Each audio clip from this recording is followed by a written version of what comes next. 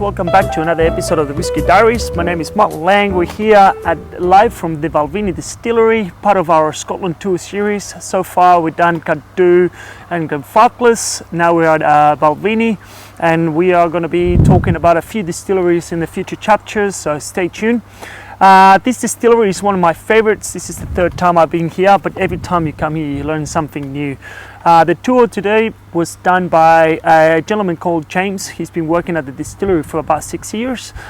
He was a wealth of knowledge again, and this is the lovely part about going to the distilleries is you get to meet people that are so passionate about whiskey and they know so much that the amount of information that you get given sometimes is almost too much. So again, I apologize, I'm going to have to go look at my notes just to make sure that I give you the right information about the distillery itself. The tour in this particular time took us about 2 hours and a half.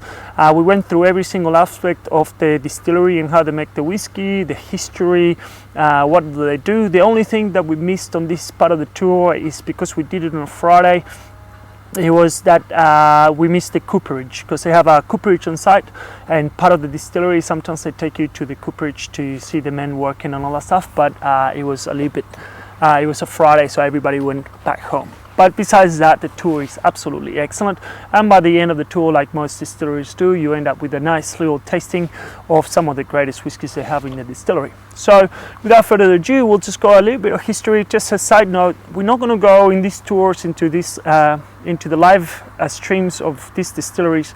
We're not going to go through the history, because we have done a lot of videos in the past about this particular Balvenie and other distilleries, and you can look back and you'll learn more about the history, but we're going to go more into details.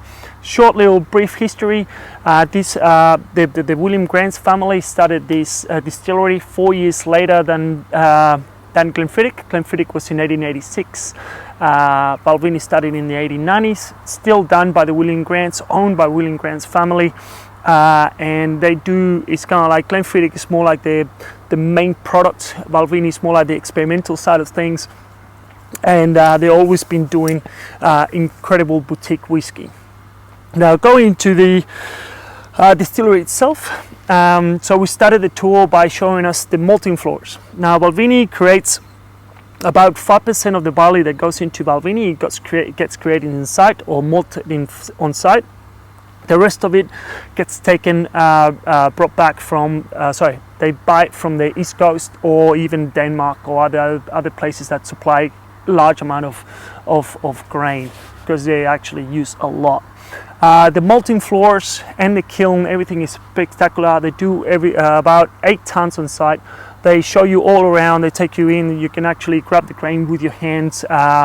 It's a really, really good thing to see, and they go into a lot of details on how malting works. This is not the scope of the video, but just general idea of how malting works is basically they grab the grain, they put it under water. In this case, I put it 3 times under water just to trick it into germinating. Once that's done, then they have to dry it, so they stop the germination. The germination, what it does, it transforms the starch of the grain into sugars that then can be used to transform into alcohol. So they have basically the malting floors are divided in two. The top floor is where the grain gets chopped down. After that, it gets taken downstairs. Downstairs they fill it up with water.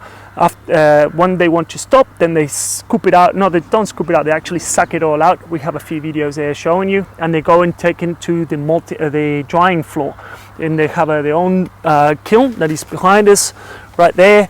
They actually take you inside the kiln. You can see the created floor, and basically they light about this much of the floor, and then they have 2 furnaces downstairs.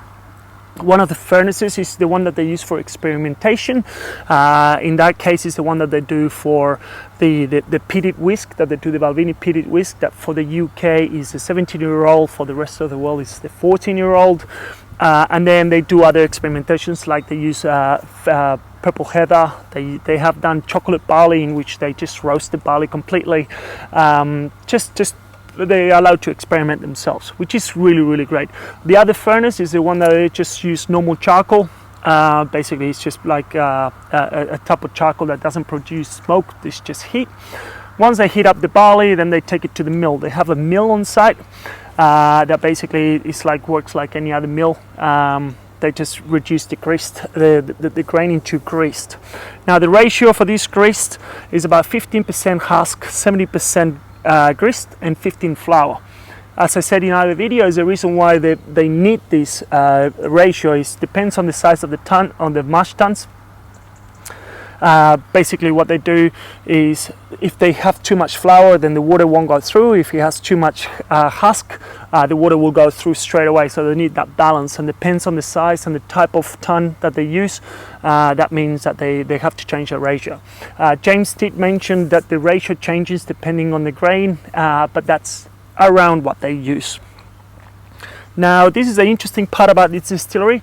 In the early 90s, Balvenie had a problem with supply, and they weren't big enough, or there was a problem there that they couldn't figure out, so they built another distillery to help out, that is Kininbi. If anybody recognize that name, Kininbi is the main part that goes into monkey shoulder. So monkey shoulder is done from Balvenie, Kininbi and Glenfiddich. So Kininbi is a small distillery just behind us, and the fermentation tanks are for Kininbi and for Balvenie. The one on the right is Balvenie, the one on the left is Kininbi. So both distillery, they do their own wort to their specifications. As we know, the fermentation for Balvenie is about 60 hours, Kininbi 72 hours. It's a really interesting part of the distillery tour, because it also, James talked a lot about Kininbi, how is it made, how is it different than Balvenie, why they do it differently. They also have different stills, different shapes. Kininbi has about 6 stills that they're all different shapes and sizes, in which they blend them all together. It's a fascinating tool, really. You cannot get enough information. Now, once you get your wort, in this particular case, they do the standard three waters. They do the first water at a 64 degree, just to basically just take the initial sugars. The second water, they do it at 75 degrees, which takes the remainder, and the final is at 85 degrees, basically rips off everything left. That water doesn't actually get used. It gets put aside just to reuse for the sake of fermentation. One of the very interesting aspects about Balvenie as well, and Glenfiddich for that matter, is that it's a completely self-sustainable distillery. So much so that they actually produce energy more than consuming, and they give back that energy to the grid, which is really interesting.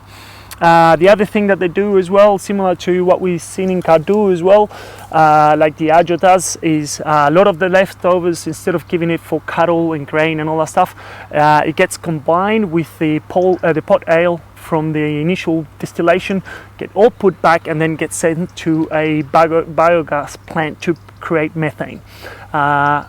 They have been doing that for a couple of decades now, and they never promote it because they were a little bit ahead of time, and they haven't completely perfected the art of it. But now they have been eventually installing modifications and upgrades and all that stuff, and now they can actually proudly say that they are fully 100% self-sustainable, which is great for a distillery. Now we go into the washbacks. So the washbacks, they have 19 washbacks. It's absolutely massive, that site. And they're all made out of Oregon pine. And then after that, basically that's where the fermentation happens. It's about 60 hours of fermentation, that compared to Glenfarclas, that is 106 hours or something like that. It's half the time, but they believe that produces the best wort for the spirit.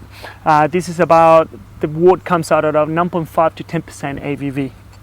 Now the stills, once you get into the room for the stills, it's actually stunning as well. They have 11 stills in total. 5 of them are wash stills and 6 of them are spirit stills. They're both the same size, strangely enough. Usually the wash stills are bigger than the spirit stills, but in this case they're both the same sizes. The wash stills are 12,729 litres, very precise, and the spirit stills are the same, 12,729 litres. The interesting part about this, and I could be wrong, but it's the first time that I heard a tour guide said this. Basically, they put the wash into the wash stills, and instead of just starting the distillation straight away, they let the wash sit there for about 5 hours, at a temperature that is less than boiling point. So what this does is just reduce the amount of the water content. So I'm not sure why they do this. He says that it's better just to distill and just get a higher level of alcohol because you're getting rid of the water, which makes sense, but it's an extra added 5 hours to the distillation process. Again, it could be a common thing on distilleries, but this is the first time that I personally heard a tour guide say this. So basically the rest is pretty standard. The wash still produces a 23% ABV spirit that then gets put back into the spirits.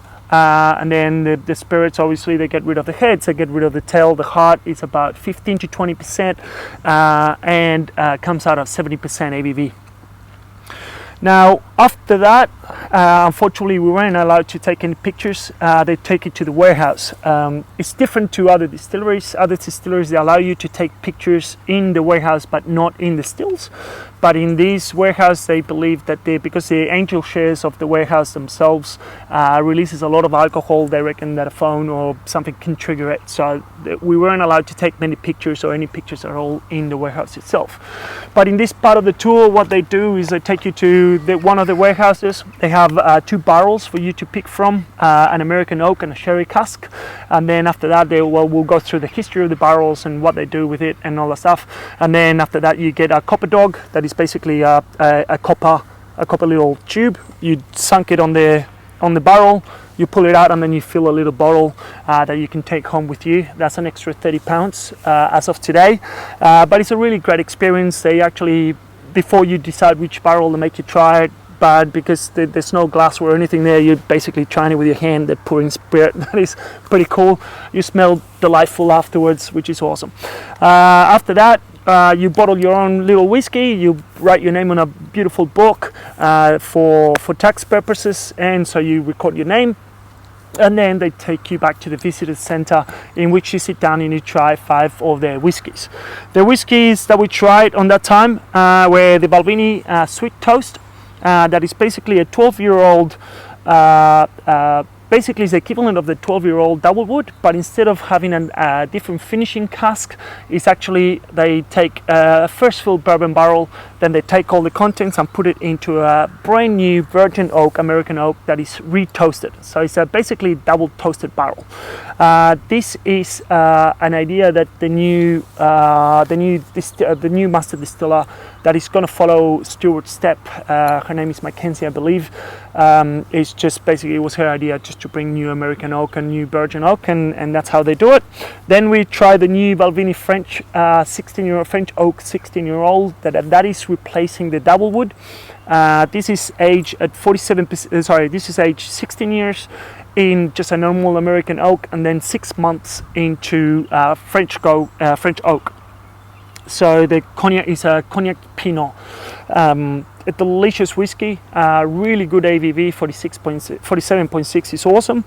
Then we tried the Falvini 17-year-old double wood that doesn't exist anymore, and it was the last bottle they have in the distillery, which was a really nice little gift from them. Again, we have reviewed this whiskey. It's an stunning whiskey, one of my favorite whiskeys of all time. 43% ABV, 17-year-old in American oak, and then another 6 months on sherry casks. Just so easy to drink, it's delicious. Then we tried the Edge of Burnhead wood that is 19-year-old, and it's basically the reason why it's called the Edge of Burnhead is because all the barley and everything is down from the mountains, just down here, and it's fully made in the distillery from picking up the barley in the fields to malting, drying, kilning, mashing, bottling. Everything is done on site. So that's 19 years old, and the interesting part about this one, and this is what we were talking before on the experimentation sides, is that they actually use the dry barley in the kiln. They do it with purple heather.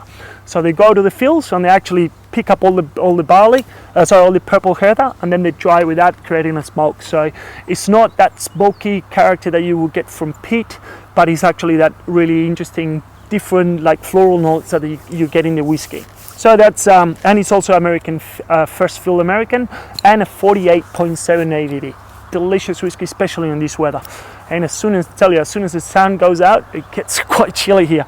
Then the finally one that we got is the Balvenie single barrel 21-year-old. Single barrel in this particular case means exactly that. So I just pick one barrel, limited edition.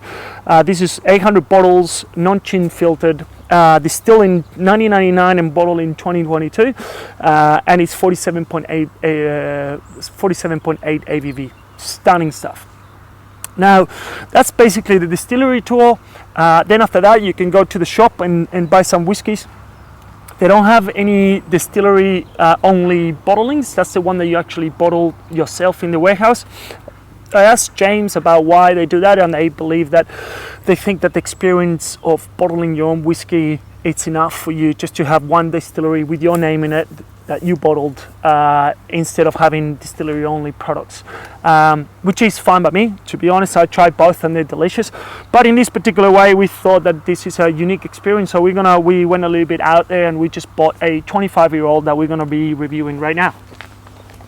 So this is a 25-year-old Balvenie that is called A Flawless Marriage of Hidden Depths, and the reason why it's called that way is because it's basically following what they do with the ton. So the ton 1401 and the ton 1501 is basically what, as James described it, he said back in the day for the first ton series, they had a lot of whiskey that was below ABV, below legal ABV, so they decided to grab those whiskies, put it in a ton and then mix it with a higher ABV, just to make it legal ABV, and then they release it as ton 1401. James told me that after that the first ton was a success, and I actually tried it. It was delicious, so they did the ton 1501. They say that after the 1501 they don't planning to do any more anytime soon, but who knows. He says that if there's demand they might do it again. At the moment they don't have the stock, but they have used the ton for this one. So they grabbed 25-year-old from American oak and European oak, and they put it all into the ton as a marriage, and that's why hence the name of the bottle. So basically that's a just standard thing done in whiskey, in this particular case on the particular ton that is at Balvenie. We saw it is it's so cool because it's very different to any other casks. The ton is just a big massive vat, but all the wood staves, they're different colors and stuff because they use different barrels. It's really cool to see. The packaging and this is spectacular as well. You have a little twist here and then you just flip it open and then you got the bottle there. The whiskey itself is 48 ABV, 48% ABV, which, as you know from watching my videos, is my favorite. Between 46 and 48 is my favorite ABV. The woods, as I said, is European and American oak. It doesn't say what type specifically of European, but I'm assuming it will be the Oloroso or a Montesaro sherry. And then this is the first time I'm actually going to be trying this, so bear with me. Here we go. We are improvising here. There we go. We'll just do a nice little measure because it's actually getting chilly here. All right, so that's a 25-year-old. For what I can read, and oh wow, that's delicious. It doesn't have that really strong alcoholic aroma. It's actually, there's a lot of ginger and fresh notes coming through. I'm assuming that's from the casks. Oh, that's great. Oh, whoa, that is a good whiskey. Definitely a little bit strong initially, but then just mellows out and just quite warm. You could benefit with a little bit of water on this one, but to be honest, I don't think so. You get definitely ginger, a lot of dry fruits, apricots, dried apricots. Man, it keeps giving as well. As soon as you just follow it, it's almost like it has a little bit of peat.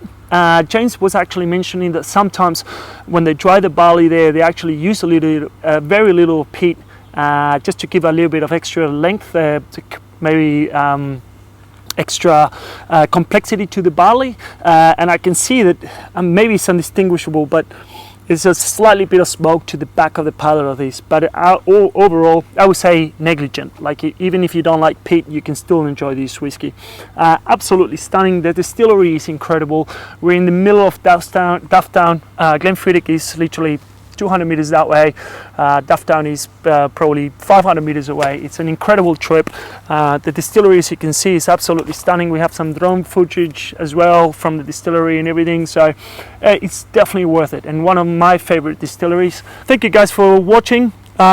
This is an incredible distillery. We'll see you next time. I'm going to stay here and enjoy the rest of this whiskey overlooking that. Slanjaba.